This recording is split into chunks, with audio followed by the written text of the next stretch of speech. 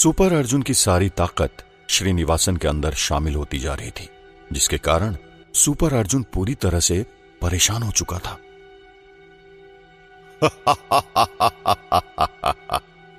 क्या हुआ सुपर अर्जुन? तुम तो मुझे खत्म कर देना चाहते थे ना, लेकिन ये क्या? तुम तो मेरे आगे कमजोर पड़ते जा रहे हो। प्रोफेसर श्रीनिवासन ने अजीब सी हंसी हंसते हुए कहा। एक तरफ सुपर अर्जुन की बॉडी से उसकी एनर्जी लगातार शुरू की जा रही है, जो कि लगातार प्रोफेसर श्रीनिवासन के उस पावरफुल ग्लव्स के अंदर समाहित होती जा रही है, जिससे हर एक बीतते सेकंड के साथ प्रोफेसर श्रीनिवासन पावरफुल होता जा रहा है, तो वहीं सुपर अर्जुन कमजोर होता जा रहा है। दूसरा अर्जुन लाइका और रोमा के साथ मिलकर अभी उन सभी स्टूडेंट से फाइट कर रहा है, जिनका माइंड अब प्रोफेसर श्रीनिवासन के कंट्रोल में है। लेकिन हर एक बीतते पल के साथ ये तीनों उन सभी स्टूडेंट्स के आगे कमजोर पड़ते जा रहे हैं। अगर हम इनसे इसी तरह फाइट करते रहें तो बहुत ही जल्द ये हमें खत्म कर देंगे। और उधर अब सुपर अर्जुन भी कमजोर होता जा रहा है। अब मुझे ही कुछ करना होगा। मुझे इस लेबोरेटरी के सिस्टम को डिस्ट्रॉय करना होगा। लेबोरेटरी में घायल अर्जुन खुद से बातें करते हुए मन ही मन कहता है। अगले ही पल वो हिम्मत करके खड़ा उठता है और चुपके से प्रोफेसर श्रीनिवासन के सुपर कंप्यूटर के आगे पहुंच जाता है। यही वक्त है जब प्रोफेसर श्रीनिवासन सुपर अर्जुन की एनर्जी सोखने में व्यस्त है। थैंक गॉड, ये फाइल तो पहले से ही ओपन है, वरना मुझे इसमें पासवर्ड डालना पड़ता। अब मुझे फटाफट ये काम करना होगा। मन ही मन ऐसा सोचते हुए अर्जुन प्रोफेसर श्रीनिवासन के उस सुपर कंप्यूटर पर कुछ छेड़खानी करने लगता है। उसे वहां एक जगह कंट्रोलर नेम से एक सॉफ्टवेयर नजर आता है, जिसे अभी कुछ देर पहले ही पासवर्ड डालकर श्रीनिवासन ने पहले से ही ओपन किया हुआ है। अर्जुन को वहां यूथ माइंड कंट्रोल नेम से एक फाइल शो होती है। फाइल ओपन करते ही उसे वहां पर ह्यूमन माइंड का एक स्ट्रक्चर नजर आता है। उसके राइट साइड पर क्लिक करने पर उसे वहां साइड में एक जगह restart, reset and change theme के 3 ऑप्शन नजर आते हैं। हे भगवान, प्लीज मेरी मदद करना। वैसे भी मैं कंप्यूटर और टेक्नोलॉजी में उतना तेज नहीं हूं। कहते हुए अर्जुन चेंज थीम में क्लिक कर देता है। यहां क्लिक करते ही normal, follow my order and normal plus reboot ये सारे ऑप्शन शो होने लगते हैं। फॉलो माय ऑर्डर पर क्लिक करने पर सारे स्टूडेंट अर्जुन की तरफ देखने लगते हैं। इसके बाद computer screen per your orders लिखा आता है। शायद अब ये सब मेरे ऑर्डर फॉलो करेंगे। ठीक है, अब करके देखता हूं। अर्जुन अपने एक इशारे पर उन स्टूडेंट्स को श्रीनिवासन की ओर भेज देता है। उन स्टूडेंट्स को अपनी ओर आता देख श्रीनिवासन का ध्यान भटकता है और वो अपने ग्लव्स को डाउन कर देता है, जिससे अभी तक वो सुपर अर्जुन की पावर सोख रहा था। अरे ये क्या हो गया तुम लोगों को? तुम मेरी तरफ क्यों आ रहे हो? श्रीनिवासन पूरी तरह शॉक्ड होकर बोला। हैरान प्रोफेसर अचानक अपने पीछे मुड़कर देखता है तो वहां उसे अपने सुपर कंप्यूटर के आगे पैरेलल वर्ल्ड का अर्जुन बैठा हुआ दिखाई देता है, जिसने सारे सिस्टम को अपने कंट्रोल में ले लिया है। तुमने जो किया वो बिल्कुल गलत है। अब मैं तुम्हें जिंदा नहीं छोड़ूंगा। ऐसा कहते ही वो अपने ग्लव्स का इशारा अर्जुन की तरफ कर देता है, लेकिन इतने में वो सभी स्टूडेंट्स प्रोफेसर के ऊपर हमला कर देते हैं। दूसरी तरफ अब सुपर अर्जुन भी अपनी बची कुची पावर को लेकर प्रोफेसर की तरफ आगे बढ़ने लगता है। यही सही मौका है, मुझे इस दरिंदे को सबक सिखाना ही पड़ेगा, सुपर अर्जुन खुद से कहता है और फिर आगे बढ़ने लगता है। प्रोफेसर श्रीनिवासन जैसे जैसे अपने ग्लव्स की पावर की मदद से उन स्टूडेंट्स के खतरनाक अटैक्स को कुछ देर के लिए रोकता है, तभी अचानक वो पीछे मुड़कर देखता है जहां अभी अर्जुन खड़ा था। श्रीनिवासन अभी सुपर अर्जुन से कुछ कह पाता उससे पहले सुपर अर्जुन एक ही झटके में उसके हाथ से उसके उस पावरफुल ग्लव्स को उतार देता है और अगले ही पल उस ग्लव्स को अपने हाथों में लेकर उसकी पावर का यूज श्रीनिवासन की मैजिकल वॉच पर करता है, जिससे वो डिस्ट्रॉय हो जाती है। नहीं, तुम मुझे नहीं मार सकते। मुझे छोड़ दो सुपर अर्जुन, मुझे माफ कर दो। श्रीनिवासन सुपर अर्जुन के आगे गिड़गिड़ाते हुए कहता है। वो कहते हैं ना कि बुराई का नतीजा बुरा ही होता है, इसलिए सुपर अर्जुन के हाथों आज तुम्हारी मौत हो रही है, सुपर अर्जुन ने कहा। नहीं, तुम मुझे नहीं मार सकते। प्रोफेसर ने चिल्लाते हुए कहा। हाँ, तो मैं तुम्हें कहां मार रहा हूं? तुम्हें तो इस पैरेलल वर्ल्ड का अर्जुन खत्म करेगा। सुपर अर्जुन ने जैसे ही ये कहा, सभी की नजरें उसी को देखने लगी। दूसरा अर्जुन जो अपनी जगह पर बैठा था, वो सुपर अर्जुन के करीब आया और बोला, सुपर अर्जुन, ये तुम क्या कह रहे हो? मैं एक आम इंसान हूं, मैं इसे कैसे खत्म कर सकता हूं? सुपर अर्जुन बनकर खत्म करो, और कैसे? सुपर अर्जुन ने कहा, जिसकी बात सुन दूसरा अर्जुन बोला, मेरा मतलब मैं कैसे सुपर अर्जुन? मैं तो एक नॉर्मल अर्जुन हूं यार। सुपर अर्जुन तो तुम हो। दूसरा अर्जुन अभी आगे कुछ कहता कि इतने में सुपर अर्जुन ने कहा, वही तो मैं चाहता हूं कि तुम भी अब मेरी तरह सुपर अर्जुन बनकर अच्छाई की रक्षा करो। हाँ, जानता हूं कि तुम्हारे अंदर मेरी तरह सुपर पावर्स नहीं है, पर तुम्हारी दुनिया में टेक्नोलॉजी तो है जिसके दम पर तुम कुछ भी कर सकते हो। सुपर अर्जुन ने पूरी बात समझाते हुए कहा। तभी दूसरे वाले अर्जुन की नजर जमीन पर पड़ी जहां पर प्रोफेसर श्रीनिवासन पड़ा हुआ था। हाँ, बहुत हुआ तुम दोनों का, अब मैं तुम्हें नहीं छोड़ूंगा। प्रोफेसर श्रीनिवासन अभी अपना वार सुपर अर्जुन पर करता कि इससे पहले ही दूसरा अर्जुन मौका देखते ही सुपर अर्जुन के हाथ से प्रोफेसर का ग्लव्स ले लेता है और फिर उस पावरफुल ग्लव्स की पावर से श्रीनिवासन के ऊपर अटैक कर देता है। धीरे धीरे प्रोफेसर श्रीनिवासन की मौत हो जाती है। वक्त आने दो, हम तुम्हारा हिसाब भी बड़ी शिद्दत से करेंगे। ये लाइन प्रोफेसर श्रीनिवासन के एटीट्यूड पर पूरी तरह फिट बैठ रही है, जिसे आज तक सिर्फ यही लगता था कि वो अपने तेज तर्रार माइंड के दम पर पूरी दुनिया की आंखों में धूल झोंक सकता है। लेकिन हकीकत में ऐसा नहीं हुआ। वो कहते हैं ना कि खुद के अंदर कॉन्फिडेंस होना बहुत अच्छी बात है, लेकिन अगर उस कॉन्फिडेंस की मात्रा ज्यादा हो जाती है तो हमारा वही कॉन्फिडेंस ओवर कॉन्फिडेंस में बदल जाता है, और ओवर कॉन्फिडेंस हमेशा ही खतरे को दावत देता है। कुछ ऐसा ही आज प्रोफेसर श्रीनिवासन के साथ भी हुआ, और इसी ओवर कॉन्फिडेंस के चलते ही प्रोफेसर श्रीनिवासन की एक छोटी सी मिस्टेक आज उसे मौत के मुंह में धकेल गई। थैंक्स अर्जुन, आज तुम्हारी वजह से मैं प्रोफेसर श्रीनिवासन को खत्म कर पाया, और साथ ही इन सभी स्टूडेंट्स को तुमने वापस से नॉर्मल कर दिया। सुपर अर्जुन अर्जुन से कहता है। सुपर अर्जुन की बात का दूसरा अर्जुन अभी तक कोई जवाब देता कि तभी उसके मां बाप ने कहा, हां बेटा, सुपर अर्जुन ठीक कह रहा है। हम हमेशा से ही न जाने तुझसे क्या क्या बोलते रहते थे। हमने तुझे निकम्मा समझा और कई बार तो तुझे नीचा दिखाने की कोशिश भी की, लेकिन आज हमें यह एहसास हो गया कि तू कितना खास है। आज तूने जो किया ना बेटा, उससे हमारा सिर गर्व से ऊंचा हो गया है। हमने तेरे साथ बहुत गलत किया बेटा, हो सके तो हमें माफ कर देना। अरे पापा मां, ये क्या कह रहे हैं आप? आपको माफी मांगने की कोई जरूरत नहीं है। मां बाप अपने बेटे से माफी मांगे, ये उस बेटे के लिए शर्म में डूब मरने की बात है। हो सके तो आप मुझे माफ कर दीजिए। मैं भी हमेशा आपको गलत समझता था, लेकिन आपका दिल बहुत बड़ा है, यह मैं आज जान गया हूं, अर्जुन ने इमोशनल होकर कहा।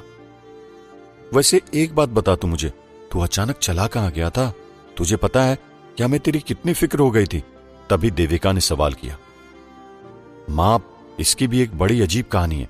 आपको जो मेरे साथ में लोग दिख रहे हैं ना, ये लायका और रोमा है, जो मेरे साथ दूसरी दुनिया से आए हैं, जो कि सुपर अर्जुन की दुनिया है, अर्जुन कहता है, और धीरे धीरे वो सारी सच्चाई अपने माता पिता को बता देता है।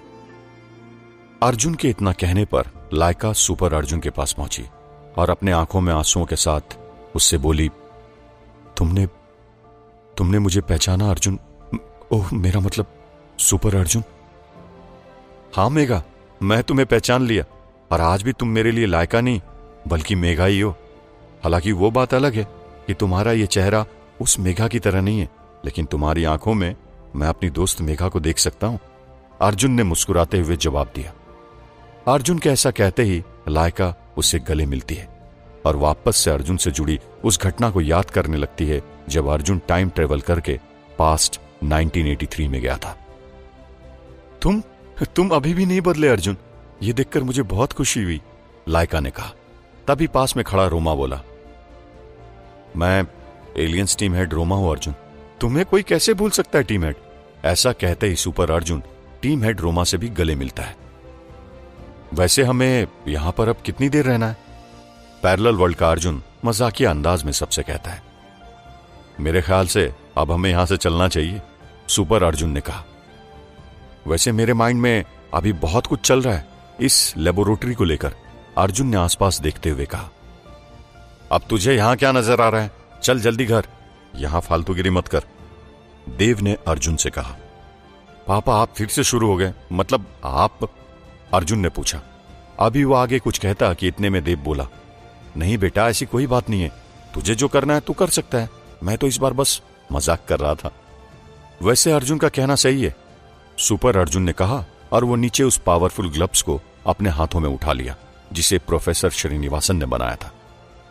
ये लो अर्जुन, ये तुम्हारे लिए है, शायद आगे चलकर तुम्हें इसकी जरूरत पड़े, सुपर अर्जुन ने अर्जुन के हाथों में ग्लव्स पकड़ाते हुए कहा। थैंक्स अर्जुन, अर्जुन ने जवाब दिया। लेकिन बातों ही बातों में सुपर अर्जुन को टाइम मशीन वाली बात याद आ गई, और उसे यह भी याद आया कि प्रोफेसर श्रीनिवासन एक ऐसी मशीन तैयार कर रहा था जिससे दूसरी दुनिया में जाया जा सके। मन ही मन इन बातों को याद करते हुए सुपर अर्जुन लेबोरेटरी में इधर उधर तलाशने लगता है।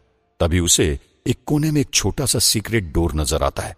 अगले ही पल सुपर अर्जुन उस सीक्रेट डोर को एक रिमोट की मदद से ओपन करता है, जिसके पार जाने पर उन्हें एक बड़ा सा कमरा दिखाई देता है जहां प्रोफेसर श्रीनिवासन के कई सारे इन्वेंशन मौजूद हैं। वहां काफी सारी मशीनें लगी हुई हैं, जिनके बीचों बीच एक बड़ी सी मशीन भी है जिसके अंदर से रेड लाइट निकल रही है। कहीं ये टाइम मशीन तो नहीं? अर्जुन ने पूछा। जहां तक मेरा मानना है कि यह टाइम मशीन नहीं है। प्रोफेसर श्रीनिवासन टाइम मशीन के साथ दूसरे वर्ल्ड में पहुंचने वाली मशीन भी तैयार कर रहा था। अगर ये दूसरे वर्ल्ड में पहुंचने वाली मशीन है तो ये मेरे लिए किसी ख्वाब से कम नहीं होगा, सुपर अर्जुन ने जवाब दिया। ऐसा कहते ही सुपर अर्जुन उस मशीन को चेक करने की कोशिश करता है और कुछ देर बाद उसे ओपन करने की कोशिश करता है, लेकिन उस मशीन को ओपन करने का कोई सुराग नहीं मिल पाता। ये मशीन कैसे ओपन होगी और इसका डोर कहां पर है? मुझे तो कुछ भी समझ नहीं आ रहा, परेशान होकर सुपर अर्जुन ने कहा। उसकी टेंशन तुम मत लो, इसे ओपन करने की रिस्पॉन्सिबिलिटी मेरी है, अर्जुन ने जवाब दिया। क्या तुमने ये मशीन बनाई है जो इसे ओपन करना जान गए हो तुम? सुपर अर्जुन ने सवाल किया। तुम ये भूल रहे हो मिस्टर सुपर अर्जुन कि अब मैं नॉर्मल लड़का नहीं हूं, क्योंकि मेरे पास ये पावरफुल ग्लव्स हैं। तुम कहो तो मैं इसकी सुपर पावर के हेल्प से इस मशीन को ओपन कर सकता हूं, अर्जुन ने कहा। हाँ, तुम कोशिश कर सकते हो, मेरे अंदर तो अभी इतनी पावर नहीं कि मैं अपनी पावर से इस मशीन को ओपन कर सकूं। अब तुम ही कुछ करो, सुपर अर्जुन ने हताश होकर कहा। सुपर अर्जुन के ऐसा कहते ही अर्जुन मुस्कुराता है और अपने पावरफुल ग्लव्स की पावर से उस मशीन का डोर चंद ही सेकंड के अंदर ओपन कर देता है।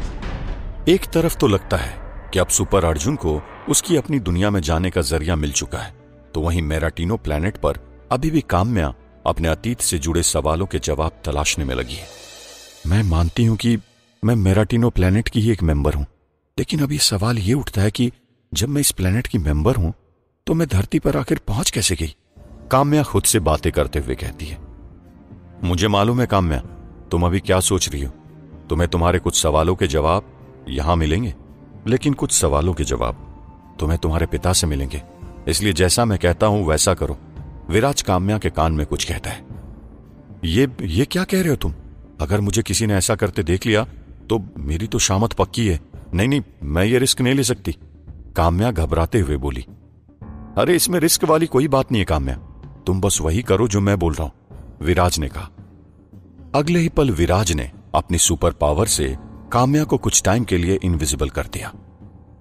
कुछ टाइम के लिए इनविजिबल होकर काम्या अपने पिता कायल के रूम के अंदर दाखिल हो जाती है।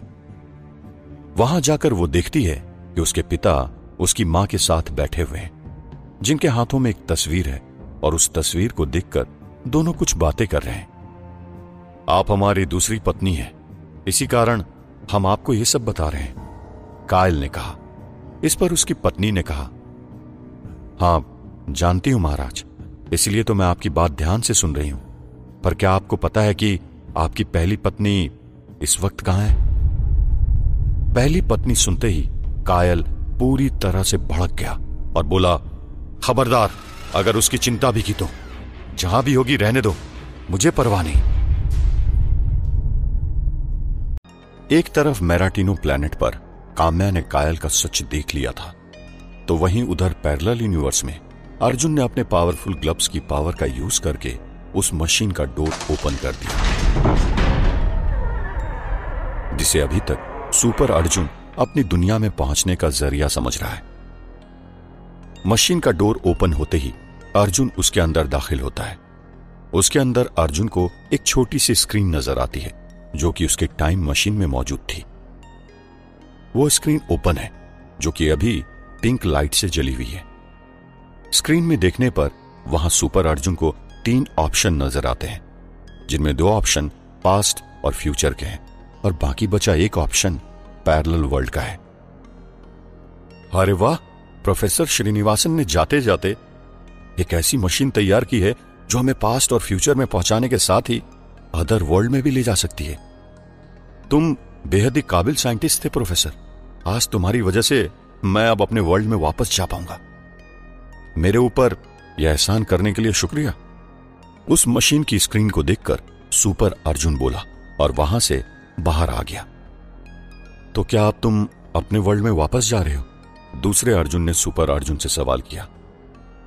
हां, एक ना एक दिन तो मुझे अपने वर्ल्ड में वापस जाना ही था, लेकिन मुझे नहीं मालूम था कि प्रोफेसर श्रीनिवासन इस काम को इतनी जल्दी अंजाम तक पहुंचा देगा, सुपर अर्जुन ने जवाब दिया।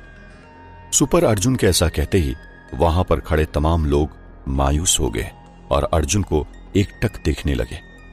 अगले ही पल देव और देविका अर्जुन के पास आए, जिनकी आंखों से अभी आंसू बह रहे हैं। अर्जुन के चेहरे पर हाथ फेरते हुए देविका बोली, हमें एक पल के लिए यह नहीं लगा कि तू हमारा बेटा नहीं है। तुझे सामने देखकर ऐसा लगता है जैसे मेरे 2 बेटे मेरे सामने खड़े। फिर इतनी जल्दी क्यों? मां, आपका प्यार तो मेरे लिए भगवान से भी बढ़कर है। मुझे खुद आपको छोड़कर जाना अच्छा नहीं लग रहा, लेकिन क्या करें मां, ये तो वक्त की मांग है जिसके अनुसार मुझे चलना होगा। मुझे आप सभी लोग इजाजत दीजिए। देव और देविका से आशीर्वाद लेते हुए सुपर अर्जुन कहता है। अगले ही पल वो अर्जुन के सामने जाता है, जो कि अभी काफी भावुक है और सुपर अर्जुन से नजरें चुरा रहा है। ये क्या मेरे भाई, मुझे तूने पूरी तरह बदल दिया और अब यूं अचानक मुझे छोड़कर जा रहा है तू। अरे तेरे बिना तो मैं कुछ भी नहीं हुआ यार। सोच कैसे जीऊंगा मैं तेरे बिना। दूसरे अर्जुन ने अपनी तरफ से कहा। अरे ये क्या अर्जुन, तू तो लड़कियों की तरह इमोशनल लगने लगा है। मुझे लगा था अब तो तू स्ट्रांग बन गया है, लेकिन मैं गलत था। अब ये आंसू बहाना बंद कर और मेरी बात ध्यान से सुन। इतना कहने के बाद अर्जुन आगे कहता है, अब तेरे पास हिम्मत भी है और इस बार इस पावरफुल ग्लव्स की सुपर पावर भी है। अन्याय के खिलाफ जंग ऐसे ही लड़ते रहना, और हां, कभी घबराना मत। जब भी हिम्मत हारने लगे तो एक बार अपने इस भाई को याद जरूर करना। सुपर अर्जुन ने अर्जुन के कंधे पर हाथ रखते हुए कहा। तू सही कहता है अर्जुन, ठीक है, अपना ख्याल रखना और हां, मुझे याद जरूर करना। दूसरे अर्जुन ने मुस्कुराते हुए कहा। मैं तुझे कभी नहीं भूल सकता मेरे भाई। अरे हां, बातों ही बातों में मैं तो भूल ही गया। मैं काम्या से मिले बिना जा रहा हूं। मेरी तरफ से उसे याद कर देना, और हां, उसका साथ कभी मत छोड़ना। वो तुझसे बहुत प्यार करती है। अगले ही पल सुपर अर्जुन बारी बारी विकी और वहां पर खड़े तमाम स्टूडेंट से मिलता है और कुछ देर बाद रोमा और लायका के साथ उस मशीन के अंदर दाखिल हो जाता है, जिसके जरिए वो आज अपने वर्ल्ड में वापस जा पाएगा। पर तभी अचानक से वो मशीन बंद हो जाती है और सारे लोग हक्के बक्के रह जाते हैं। एक तरफ पैरेलल वर्ल्ड में मशीन फिर से बंद हो गई थी, तो वहीं दूसरी तरफ काम्या अभी पृथ्वी से कोसों प्रकाश दूर मैराटिनो प्लैनेट पर मौजूद है। कभी कभी सच में वो नहीं होता जो हमें दिखाई देता है, और कई बार जो नहीं दिखाई देता है वो सच होता है। काम्या को विराज ने इनविजिबल किया ताकि वो अपने पिता के पास जाकर अपने अतीत से जुड़े कई सारे सवालों की तलाश में कामयाब रहे। लेकिन अभी भी कई ऐसे सवाल हैं जिनका जवाब काम्या को अभी तक नहीं मिल पाया है, और इन सारे सवालों का संबंध काम्या के अतीत से है। विराज ने मुझे इनविजिबल बनाते वक्त कहा था कि उसका टाइम पीरियड जल्द ही पूरा हो जाएगा। इससे पहले मैं वापस से यहां सभी को दिखाई देने लग जाऊं, मुझे फटाफट विराज के पास जाना होगा। काम्या अपने मन ही मन खुद से बातें करते हुए कहती है और वहां से बाहर आ जाती है। काम्या विराज के पास उस कमरे में जाती है जहां कुछ देर पहले विराज उससे मिला था, लेकिन वहां तो विराज है ही नहीं। ये विराज अचानक कहां गया? कुछ देर पहले तक तो यहीं था। हे भगवान, अब मैं विराज से कैसे कांटेक्ट करूं? काम्या परेशान होकर कहती है। काम्या पूरे महल में विराज को तलाशने लगती है, लेकिन उसे वो कहीं नहीं मिलता। विराज को तलाशते तलाशते अब काम्या काफी परेशान हो चुकी है और इसीलिए अब वो बाहर आ चुकी है। शायद विराज यहां कहीं हो सकता है, मुझे सतर्क होकर विराज को तलाशना होगा। ऐसा कहते हुए काम्या फिर एक बार इधर उधर विराज को तलाशने लगती है। विराज को तलाशते हुए काम्या को अब यह एहसास भी नहीं है कि वो अब थोड़ी बहुत विजुअल होने लगी है, जिस पर किंग क्रोबर के कुछ सैनिकों की नजर पड़ चुकी है, जो अभी देर रात यहां पहरा दे रहा है। अरे वो क्या चीज थी जिस पर अभी अभी मेरी नजर पड़ी है? सैनिक ने कहा।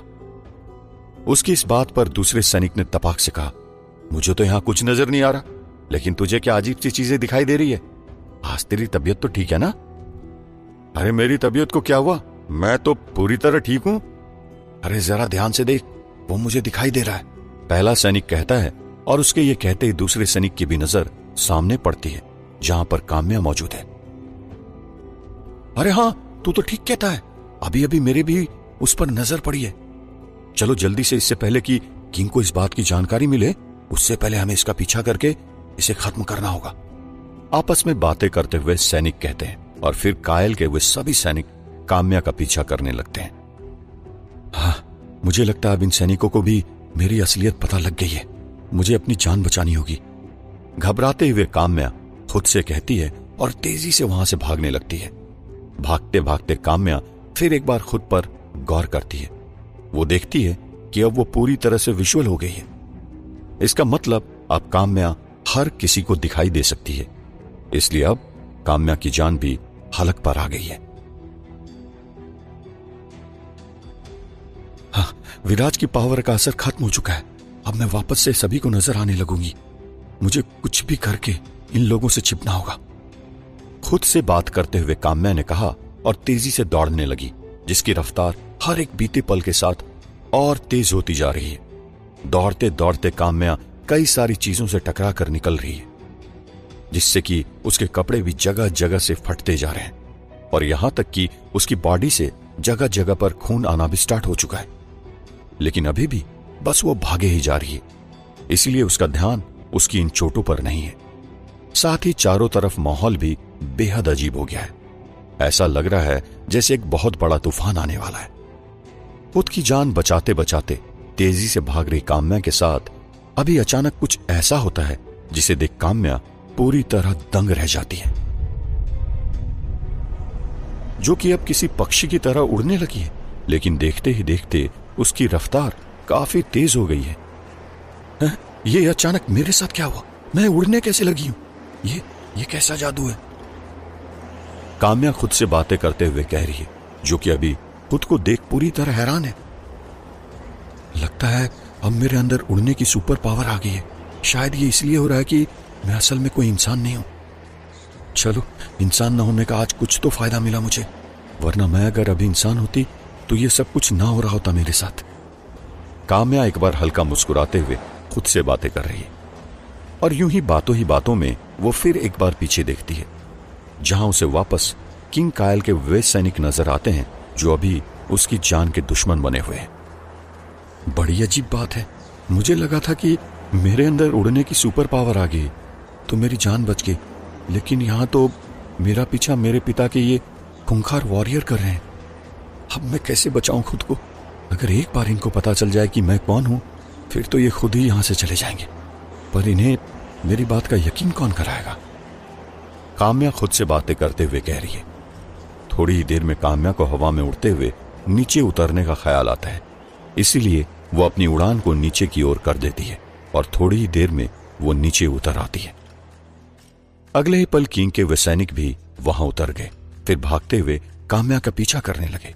भागते भागते काम्या एक सुनसान जगह पर पहुंच गई। भगवान, अब मैं आगे कहां जाऊं? जहां भी जाऊंगी ये लोग मुझे नहीं छोड़ेंगे। अब तेरे ऊपर ही मेरा विश्वास है। भगवान, तू ही कुछ मदद कर मेरी। काम्या भगवान को याद करते हुए कहती है।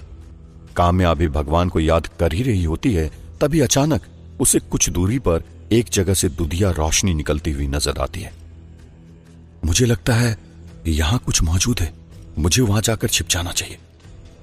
शायद कोई हो वहां पर जो मेरी जान बचा सके। ऐसा कहते हुए काम्या उस दिशा की ओर जाने लगती है जहां से एक छोटी सी जगह से दूधिया रोशनी आते हुए नजर आ रही है। अगले ही पल काम्या उस दूधिया रोशनी वाली जगह पर चली जाती है।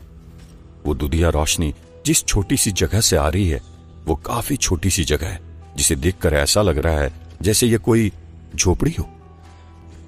काम्या भागते हुए उस झोपड़ी के अंदर दाखिल हो जाती है, जहां वो देखती है कि एक औरत एक जगह टूटी हुई खाट पर लेटी हुई है, जो काम्या के वहां इस तरह अचानक दाखिल होने पर अचानक से उठ जाती है और काम्या को अपनी अजीब सी नजरों से देखने लगती है।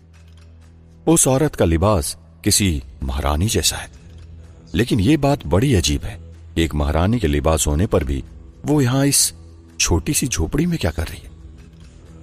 कौन हो तुम? यहां ऐसे क्या कर रही हो? वो औरत काम्या से चौंकते हुए पूछती है। इस पर काम्या थोड़ा परेशान हो जाती है और फिर खुद को समझाते हुए कहती है, मेरे पीछे किंग कायल के सैनिक पड़े हुए हैं, इसलिए मेरी उनसे रक्षा कीजिए। मैं आपकी शरण में आई हूं। लेकिन मैं तुम्हारी मदद क्यों करूं? क्या लगती हो तुम मेरी, जो मुझसे मदद के लिए बोल रही हो? उस औरत ने कहा।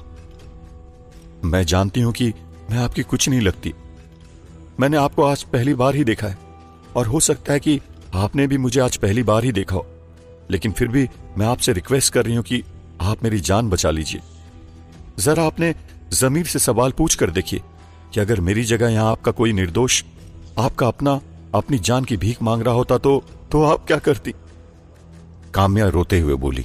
काम्या की इस बात पर वो औरत कुछ देर गहरी सोच में पड़ गई और शायद काम्या के आंसू उस औरत के दिल को मोम की तरह पिघला गए, क्योंकि यहां पर सवाल किसी की जान से ज्यादा किसी निर्दोष की जान बचाना था। अगर तुम निर्दोष हो और मुझसे अपनी जान बचाने की गुहार लगा रही हो तो मेरा जमीर यही कहता है कि मुझे तुम्हारी जान बचानी चाहिए, उस औरत ने जवाब दिया। मुझे लगता है कायल के सैनिक अब तुम तक पहुंचने ही वाले होंगे, इसलिए तुम यहां कहीं छिप जाओ, उन्हें मैं देख लूंगी, उस औरत ने काम्या को विश्वास दिलाते हुए कहा। और अगले ही पल जमीन पर एक निशान को खुलने लगी, जिसके अंदर छोटी सी सकरी जगह बनी हुई। तुम जल्दी से यहां जाकर छुप जाओ, वरना किसी भी वक्त वो सैनिक पहुंचते ही होंगे। तुम यहां सुरक्षित हो, उस औरत ने काम्या से कहा। और अगले ही पल काम्या उस निशान के नीचे जाकर छुप गई, जिसे ऊपर से उस औरत ने बंद कर दिया। थोड़ी ही देर बाद सैनिक काम्या को खोजते खोजते वहां आ पहुंचे। रुको, तुम लोग अंदर नहीं आ सकते, वहीं रुक जाओ, उस औरत ने कहा, जिसकी बात सुनते ही वे सारे सैनिक उस औरत के सामने सिर झुकाकर खड़े हो गए। क्वीन मोंटेना, हम यहां किसी ऐसे शख्स की तलाश में आए हैं जो किंग कायल का दुश्मन है। क्या आपने उसे यहां आते हुए देखा है? सैनिक ने कहा। जी हां, अब आपको पता लग ही गया होगा, यह औरत राजमहल से ताल्लुक रखती है, पर वो इस हालत में क्यों है, इसका जवाब जानने के लिए बने रहिए। सैनिक के सवाल पर उस औरत ने कहा, जिसका नाम मोंटेना था, नहीं, यहां कोई भी ऐसा शख्स नहीं आया है जो किंग क्रोबर का दुश्मन है। आप लोग यहां से जा सकते हैं। लेकिन हमें वो अनजान शख्स यहीं कहीं आता हुआ नजर आया था, और जहां तक हमारा अंदेशा है वो यहीं कहीं आसपास होना चाहिए। आप थोड़ा याद करके बताइए, हो सकता है वो आपको भी खतरा पहुंचा दे, सैनिक ने फिर एक बार कहा। लेकिन सैनिक के वापस से इस सवाल पर क्वीन मोंटेना गुस्सा हो गई। मैंने तुमसे कहा ना, यहां पर कोई नहीं है, फिर तुम लोग अभी तक खड़े खड़े मेरा मुंह क्यों देख रहे हो? मैं कहती हूं जाओ यहां से, क्वीन मोंटेना ने गुस्से में कहा, जिसके बाद वो सारे सैनिक हाथ जोड़कर खड़े हो गए। आखिर क्या कहानी है क्वीन मोंटेना की?